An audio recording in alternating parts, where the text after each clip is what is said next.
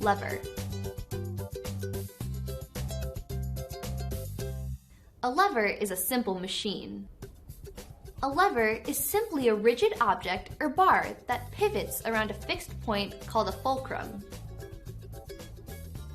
A lever reduces the amount of effort needed to lift or move an object. A good example of a lever is a seesaw.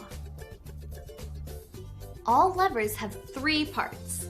The first part is the object that is going to be moved, called the load. In this case, it's the kids on the seesaw. You also need a fulcrum. That's the fixed point where a lever turns. The third part of the lever is the effort. That is the effort or force you need to move the load. When you put force on the opposite end of the lever, the child or load moves. A lever is any bar that pivots around a fixed point or fulcrum. There are three kinds of levers. The first type of lever is called a third-class lever. A good example of a third-class lever is a rake. A third-class lever has the fulcrum at one end, load on the opposite end, and the force in the middle.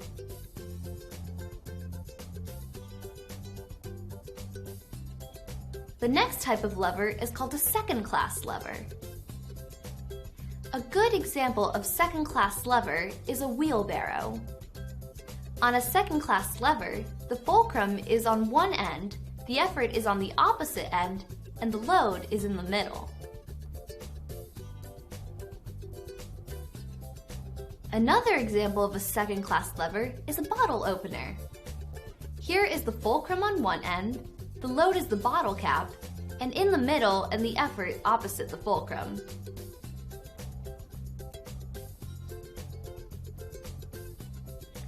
The third type of lever is called first-class lever.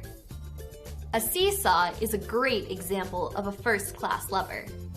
On a first-class lever, the fulcrum is in the middle.